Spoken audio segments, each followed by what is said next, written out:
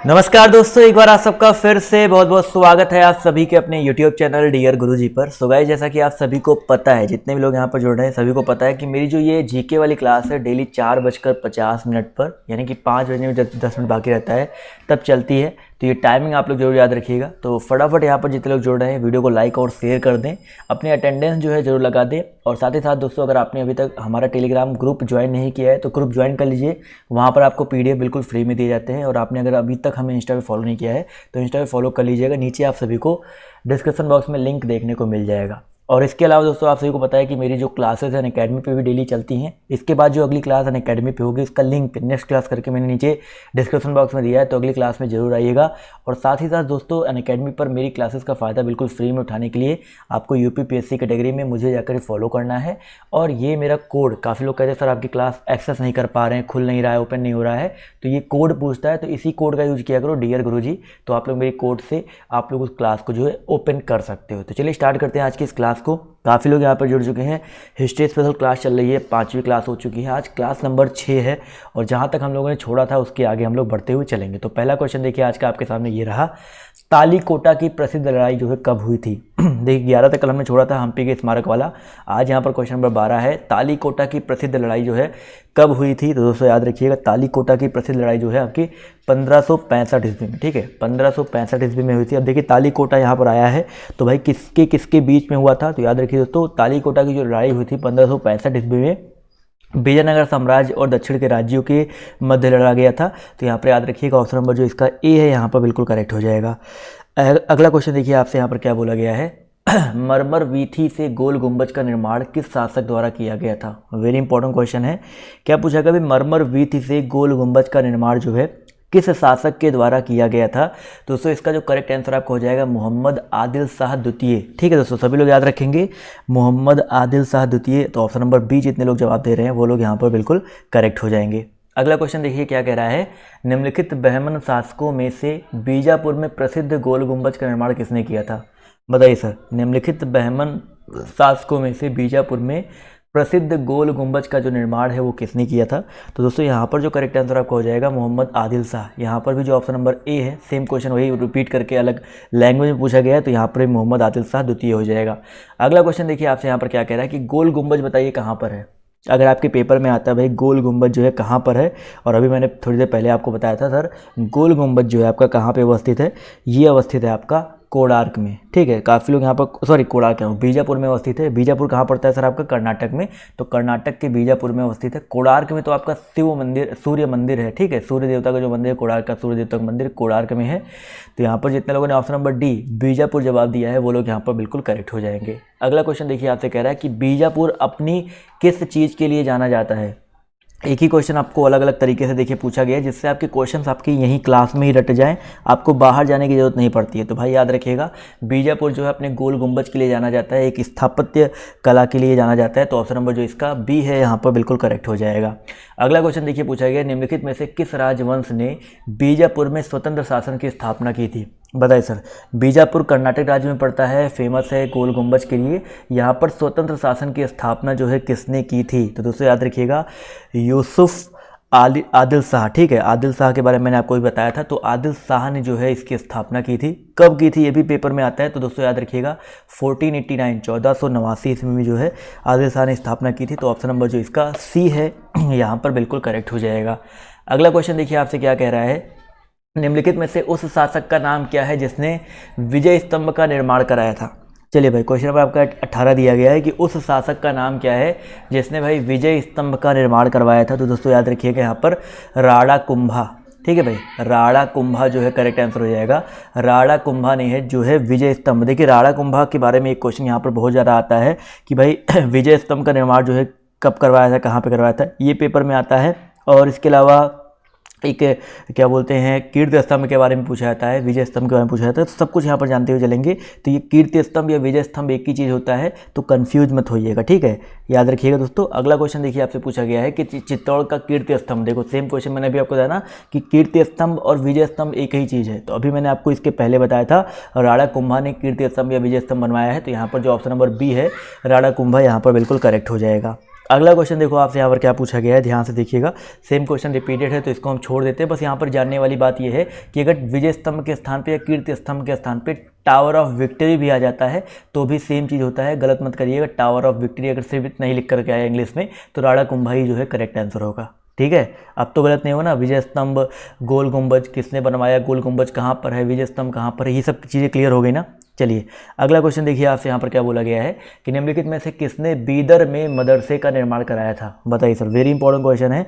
निम्नलिखित में से किसने बीदर में मदरसे का निर्माण करवाया था। तो भाई बीदर में मदरसे का निर्माण जो है दोस्तों महमूद गवा ने करवाया था। किसने भाई, महमूद गवा। ऑप्शन नंबर जो इसका बी दिया गया है यहाँ पर बिल्कुल करेक्ट हो जाएगा। तो जितने भी साथी, जितने भी दोस्त ऑप्शन नंबर बी जवाब दे रहे हैं वो लोग यहाँ पर बिल्कुल करेक्ट हो जाएंगे। अगला क्वेश्चन देखिए आपसे क्या कह रहा है, सुविख्यात कोहिनूर हीरा किस खान से निकाला गया था। बताइए सर, सुविख्यात कोहिनूर हीरा, आप सभी को पता है भाई कोहिनूर हीरा जो है, याद रखिएगा बिल्कुल सही जवाब आ रहा है गोलकुंडा, ठीक है। सुविख्यात कोहिनूर हीरा जो है गोलकुंडा की खान से निकाला गया था। तो वेरी इंपॉर्टेंट क्वेश्चन है। ऑप्शन नंबर डी जितने लोग जवाब दे रहे हैं वो लोग यहाँ पर बिल्कुल करेक्ट हो जाएंगे। चलिए अब बढ़ते हैं वेरी इंटरेस्टिंग टॉपिक की ओर, जहाँ से आपको क्वेश्चन बनते भी हैं और आपको लगाने में मज़ा भी आता है, मुगल काल। तो पहला क्वेश्चन पूछा गया कि बाबर ने भारत पर किस वर्ष आक्रमण किया था। चलिए भाई, पानीपत की पहली लड़ाई कब हुई थी, सबको पता है ना। तो पानीपत की जो पहली लड़ाई हुई थी 1526 ईस्वी में हुई थी। तो भाई 1526 ईस्वी में जो इसने आक्रमण किया था। तो जितने लोग यहाँ पर ऑप्शन नंबर सी जवाब दे रहे हैं वो लोग यहाँ पर बिल्कुल करेक्ट हो जाएंगे। अगला क्वेश्चन पूछा गया है कि भारत में प्रथम मुगल शासक बताइए कौन था। फटाफट जवाब देते हुए चलेंगे, वेरी इजी क्वेश्चन अभी आपको मिलेंगे। भारत में प्रथम मुगल शासक जो है कौन था। बिल्कुल सही बात है सर, भारत में प्रथम मुगल शासक बाबर था। आप देखो बाबर का कभी कभी पेपर में आपका पूरा नाम भी पूछा जाता है। तो बाबर का जो पूरा नाम था मोहम्मद जहीरुद्दीन बाबर था, या जहीरुद्दीन मोहम्मद बाबर था। तो याद रखिएगा ऑप्शन नंबर ए यहाँ पर बिल्कुल करेक्ट हो जाएगा। अगला क्वेश्चन पूछा गया है कि भारत का प्रथम मुगल बादशाह कौन था। बताइए सर, भारत का प्रथम मुगल बादशाह जो है कौन था। जवाब यहाँ पर सभी लोग देते हुए चलेंगे और जवाब देखिए बिल्कुल सही आ रहा है। भारत का जो प्रथम मुगल बादशाह था वो आपका बाबर ही था। सेम क्वेश्चन रिपीट हुआ है। अगला क्वेश्चन देखिए आपसे यहाँ पर क्या पूछा गया है, इसको तो सबको पता ही है। पानीपत की पहली लड़ाई कब लड़ी गई थी, इसके बाद वाले क्वेश्चन पर फोकस करते हैं। पानीपत की प्रथम लड़ाई किन दो सेनाओं के बीच लड़ी गई थी, ये बताइए सर। पानीपत की जो पहली लड़ाई है किन के बीच लड़ा गया था। जवाब देखिए यहाँ पर धीरे धीरे आना शुरू हो गया। तो भाई याद रखिएगा पानीपत का जो पहली लड़ाई है वो आपकी बाबर और लोदी, ठीक है, बाबर के बीच में लड़ा गया था और लोदी के बीच में लड़ा गया था। तो जितने लोग यहाँ इब्राहिम लोदी के बीच लड़ा गया था। तो ऑप्शन नंबर ए जो है यहाँ पर बिल्कुल करेक्ट हो जाएगा। अगला क्वेश्चन देखिए आपसे कह रहा है कि बाबर ने तुजुक ए बाबरी नामक अपने संस्मरण किस भाषा में लिखी थी। तो ये क्वेश्चन यहाँ पे बनता है कि तुजुक ए बाबरी किसने लिखा था, बाबर ने लिखा था। अब किस भाषा में लिखा था आपसे ये पूछा गया है। तो बिल्कुल सही जवाब आ रहा सर, बाबर ने तुजुक ए बाबरी जो है तुर्की भाषा में, ठीक है। किस भाषा में लिखा था भाई, तुर्की भाषा में लिखा था। तो जितने लोग यहाँ पर ऑप्शन नंबर सी जवाब दे रहे हैं वो लोग यहाँ पर बिल्कुल करेक्ट हो जाएंगे। अगला क्वेश्चन देखिए आपसे क्या पूछा गया है कि दिल्ली में मुगल साम्राज्य की नींव निम्नलिखित में से किस लड़ाई के परिणाम स्वरूप पड़ी। क्वेश्चन वही है, बस थोड़ा सा रिपीट करके अलग लैंग्वेज में पूछा गया है। तो बिल्कुल परेशान होने की जरूरत नहीं है, बिल्कुल सही जवाब भी आ रहा है, पानीपत की पहली लड़ाई। तो ऑप्शन नंबर डी यहाँ पर बिल्कुल करेक्ट हो जाएगा। अगला क्वेश्चन देखिए आपसे यहाँ पर क्या बोला गया है कि निम्नलिखित में से किसका अपने समकालीन मुगल बादशाह के साथ मिलान गलत हुआ है। राणा सांगा बाबर, पृथ्वीराज चौहान अकबर, जुझार सिंह शाहजहां, जसवंत सिंह औरंगजेब। तो यहाँ पर अगर हम बात करते हैं भाई देखिए ऑप्शन नंबर बी के बारे में, पृथ्वीराज चौहान जो है 12वीं शताब्दी का शासक था। कौन सी शताब्दी का भाई, 12वीं शताब्दी का शासक था। जबकि अकबर की बात करते हैं तो अकबर काफ़ी अलग हो जाएगा। पृथ्वीराज चौहान की लड़ाई मोहम्मद गोरी के साथ हुई थी, अकबर तो काफ़ी बाद में आया था। तो यहाँ पर देखा है तो ऑप्शन नंबर बी वाला जो दिया गया है ये आपका गलत हो जाएगा, ठीक है। अगला क्वेश्चन देखो आपसे यहाँ पर क्या बोला गया है कि भारत में सबसे पहले तोप खाने का प्रयोग किसने किया था। बताइए सर, भारत में सबसे पहले तोप खाने का प्रयोग जो है किसने किया था। जवाब देखिए 9 नंबर क्वेश्चन का आना शुरू हो गया है। तो याद रखिएगा यहाँ पर जो करेक्ट आंसर आपका हो जाएगा बाबर। बिल्कुल सही बात है, जितने भी साथी बाबर जवाब दे रहे हैं वो लोग यहाँ पर बिल्कुल करेक्ट हो जाएंगे। अगला क्वेश्चन देखिए क्या कह रहा है, खानवा के युद्ध में बाबर द्वारा पराजित किया जाने वाला राजपूत राजा कौन था। खानवा के युद्ध में बाबर द्वारा पराजित किया जाने वाला राजपूत राजा कौन था? तो दोस्तों याद रखिएगा, यहाँ पर भी जो करेक्ट आंसर आपको हो जाएगा राणा सांगा। वेरी इंपॉर्टेंट क्वेश्चन है।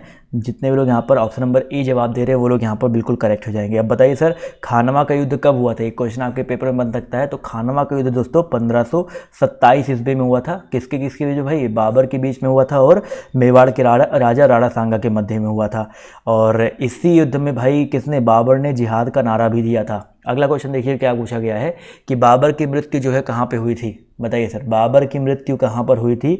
तो बाबर की मृत्यु 1530 ईस्वी में हुई थी, ठीक है। और प्रारंभ में उसे नूर अफगान बाग में दफनाया गया था, बाद में उसे काबुल में उसी के द्वारा चुने गए स्थान पर दफनाया गया था।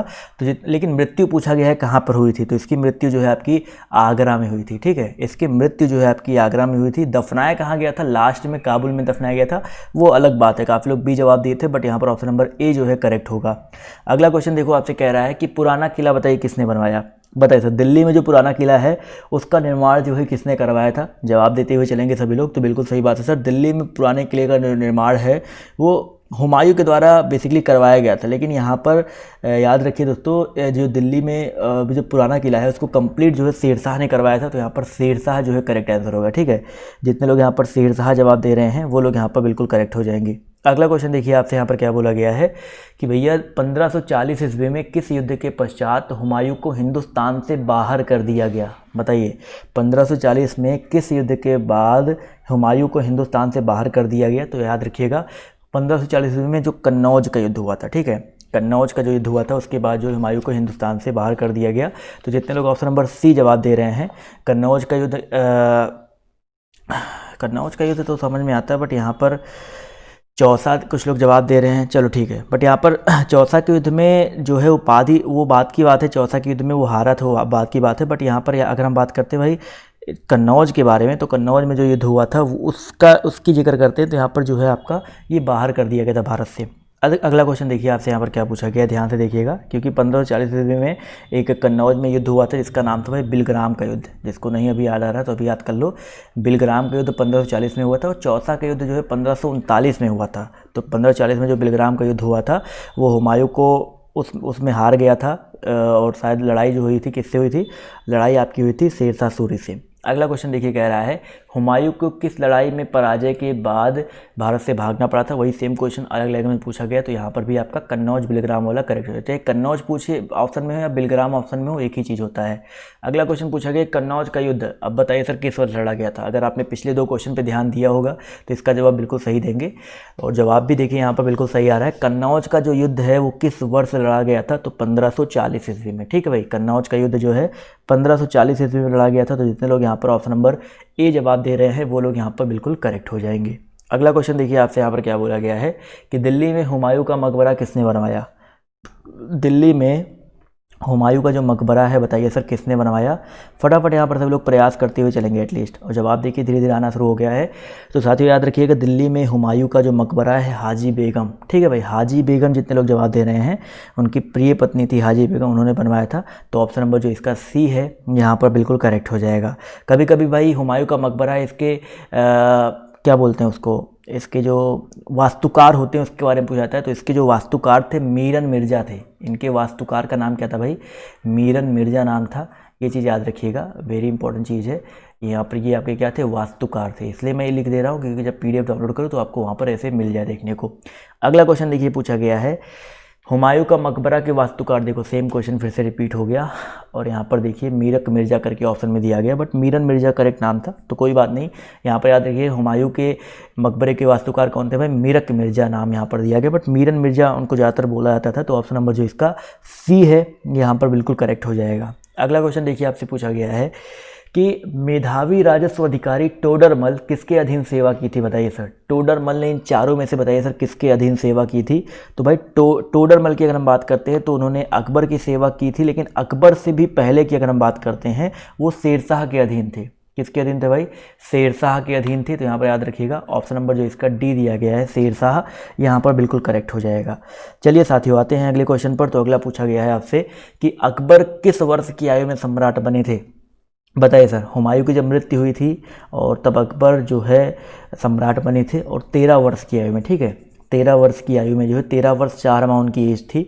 तो याद रखिए दोस्तों 13 वर्ष की आयु में जो है सम्राट बने थे। अगला क्वेश्चन देखिए आपसे यहाँ पर क्या बोला गया है कि भैया कलानौर में राज्याभिषेक के समय अकबर की आयु कितनी थी। वही सेम क्वेश्चन आपका देखिए अलग क्वेश्चन में पूछा गया है। तो कभी कभी यहाँ से एक क्वेश्चन आप ये याद कर सकते हो कि इनका राज्याभिषेक कहाँ पे हुआ था भाई, कालानौर में हुआ था। उस समय उनकी आयु कितनी थी, 13 वर्ष थी। ठीक है, अगला क्वेश्चन देखिए कह रहा है पानीपत की दूसरी लड़ाई किन दो सेनाओं के बीच लड़ी गई थी। बताइए भाई, पानीपत की जो दूसरी लड़ाई है किन दो सेनाओं के बीच में लड़ी गई थी। जवाब सभी साथी यहाँ पर देते हुए चलेंगे। जवाब देखिए धीरे धीरे यहाँ पर आना शुरू हो गया है।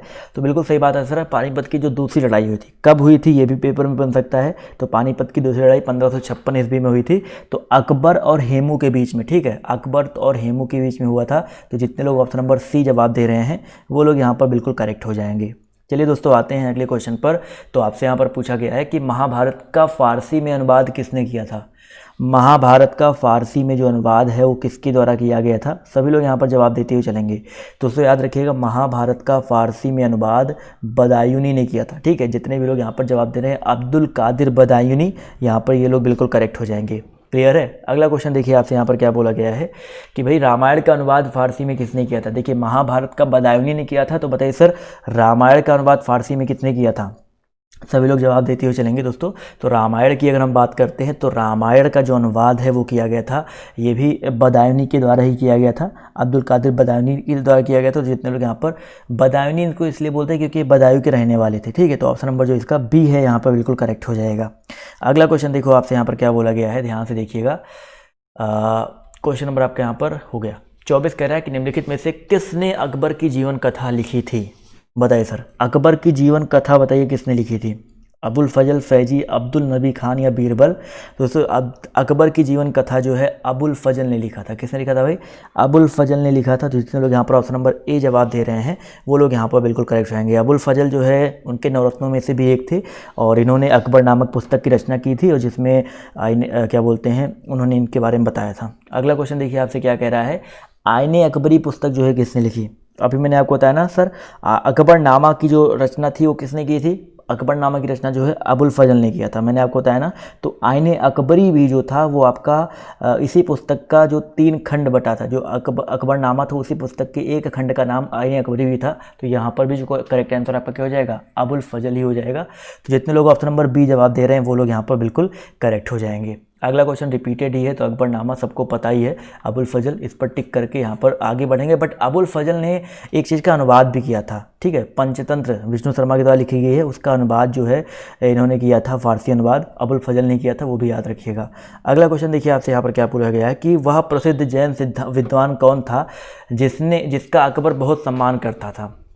वह प्रसिद्ध जैन विद्वान कौन था जिसका अकबर बहुत सम्मान करता था। तो दोस्तों यहाँ पर याद रखिएगा हरि विजय, वेरी इंपॉर्टेंट है, आप लोग यहाँ पर याद रखेंगे। हरि विजय सूरी नामक प्रसिद्ध जैन विद्वान जो है अकबर विद्वान का जो है अकबर बहुत सम्मान करता था, इसलिए हरि विजय सूरी को अकबर द्वारा जगत गुरु की भी उपाधि दी गई थी। तो कभी कभी याद रखिएगा हरि विजय को ही जो है अकबर ने जगत गुरु की उपाधि दी थी। तो ऑप्शन नंबर जो इसका बी है यहाँ पर बिल्कुल करेक्ट हो जाएगा।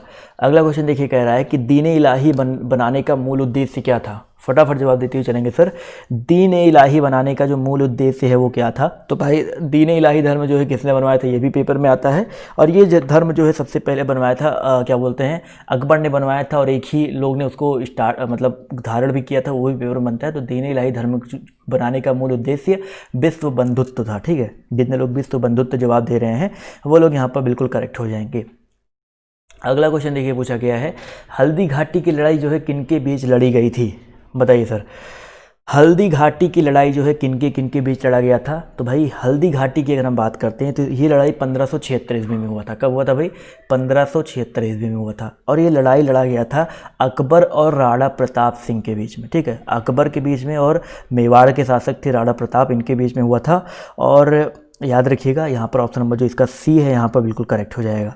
अगला क्वेश्चन देखिए आपसे यहाँ पर क्या बोला गया है कि मनसबदारी प्रणाली किसने आरंभ किया था। मनसबदारी प्रणाली जो है किसने स्टार्ट किया था। दोस्तों याद रखिएगा मनसबदारी जो है प्रणाली ये अकबर के द्वारा ही स्टार्ट किया था। तो जितने लोग यहाँ पर ऑप्शन नंबर ए जवाब दे रहे हैं वो लोग यहाँ पर बिल्कुल करेक्ट हो जाएंगे। अगला क्वेश्चन सेम वही रिपीट किया गया, तो यहाँ पर भी एक बार टिक कर देंगे क्योंकि मनसबदारी पूछा गया है, अभी मैंने आपको बताया।